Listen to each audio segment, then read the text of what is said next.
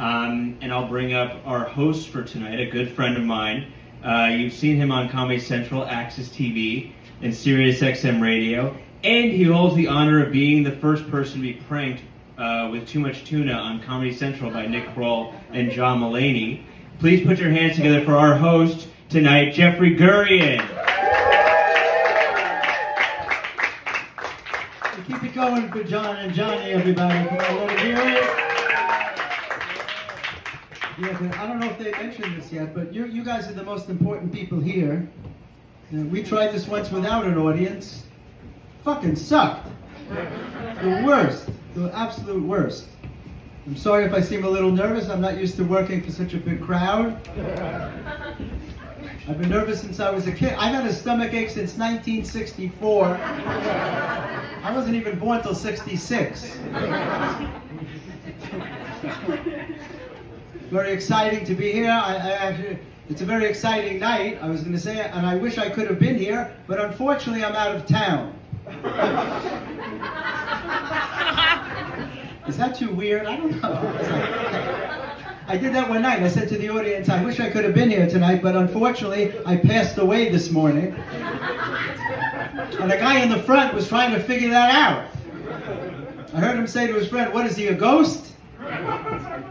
And I'll tell you how I came up with that. This is the truth. I was reading the paper and I came across a story that said the police found a body floating in the East River, and I found myself thinking, gee, I hope it wasn't me. As sick as that sounds, it's a true story. It's horrible. Anyway. And how great is it to be together again in person and not on Zoom, right? Amazing, right? A lot of comics tried doing comedy on Zoom. Let me tell you how horrible that was. Yeah, doing comedy on Zoom is like standing on a highway and yelling out jokes to passing cars. It's like, hey, have you heard this one? Zoom! I think that's where they got the name Zoom from. Unbelievable. So as I said, I was a very nervous kid. I was a very small child. I was born 9 months premature. They didn't think I was going to make it, and unfortunately I didn't, which is the second reason I couldn't be here tonight. For some reason I just like saying that. They couldn't be here tonight, I don't know. Anyway, I feel like I should apologize for not having a beard. Everyone's got a beard here. See, a lot of beards. I did a show in Brooklyn recently. Everyone had a beard. Even the girls had beards. It was ridiculous. But not everybody grows a good beard. And if you don't believe me, look around. If you're not laughing, you're one of those guys with a fucked up beard. No, I saw some guys here with great beards. They're so nice. They're shaped. They filled in. Some guys get this patchy shit, you know? It's long fucking hairs with spaces in between. And this part of the beard doesn't meet the sideburns, you know? There's a big difference between having a beard and just having hair on your face. And I know because I tried growing a beard once. It was fucking frightening. Because from what I understand, a beard's supposed to start here. My beard grew in here. I had a fucking neck beard. It looked like my head was on upside down. It was horrible. It's absolutely horrible. So I think the takeaway is if you don't have the genetics, don't bother growing a beard, because no one is interested in your interpretation of a beard. See a lot of beautiful women here. I feel sorry. Yeah, we should give it up for beautiful women. Right? I feel sorry for beautiful women because they always say that men are intimidated. They're afraid to go up and talk to them. So when I see beautiful women, I do my best to pay a lot of attention to them. I figured it's the least I can do. The more beautiful they are, the more attention I pay. Let me see what else I have you might hate. A lot of things confuse me. I don't know about you guys. A lot of things confuse me. Like, don't you hate it when you wake up in the morning and you're really in the mood to vote and there's no election? What do you do in a case like that, right? How do you take away that urge to cast a ballot?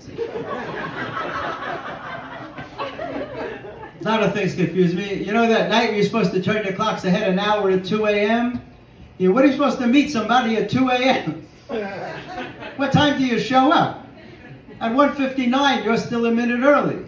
1 minute later, you're an hour late. You can't do it. It's not possible to do it. And you never see an infant that looks familiar to you. You know that? You never hear anybody say, you see that infant over there? I could swear I know him from somewhere. Never hear that. I went into a store recently, I saw a sign that said occasional furniture. Occasional furniture. I'm like, what the fuck is it when it's not furniture? It's like most of the time it's a sweater, but occasionally it turns into a king-size bed. Right? 3 days a week it's a pair of pants. The rest of the time it's a roll-top desk. It's a spider web and a room divider, which is basically what that joke was, except that neither side seemed to like it. So many things confuse me. You know what confuses me? The headbutt. The headbutt totally confuses me.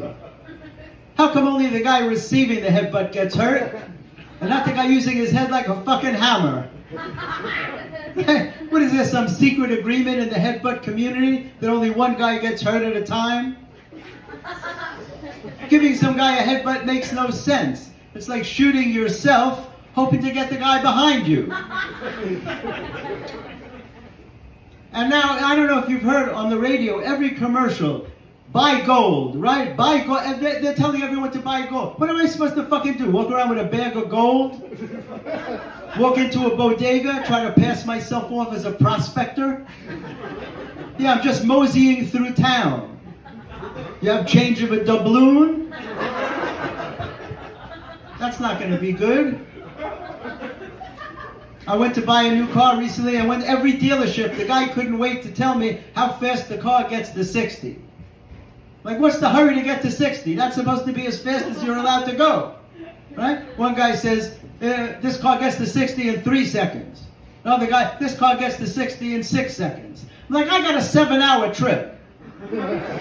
What am I supposed to do with the other 6 hours, right? It's unbelievable. So pants are important. I have no material in that. I just thought I'd let you know. No, I do have material in that. I want to talk about ripped jeans for a minute. What is the fucking story with ripped jeans, right? I don't get it. I mean, why are jeans the only article of clothing you could show up in such bad shape and it's considered perfectly acceptable? Right? There is no other article of clothing you could show up in such horrible condition and get away with it. You can't show up in a torn shirt, a ripped dress, a suit with holes in the knees, but jeans could be ripped to shreds and people love them. Now, if you think about it, the truth is that ripped jeans are basically just torn pants. If you went into a store and you saw a sign that said sale, torn pants, there's a good chance you'd pass it up. Because torn pants sounds like an accident. If you're walking in the street, you fall down and tear your pants, you probably say, you know what, I better go home and change. But if you tear them on purpose, now it's time to hit the clubs. And designers are laughing their asses off because the more ripped they are, the more expensive they are. I saw a girl last week just wearing pockets.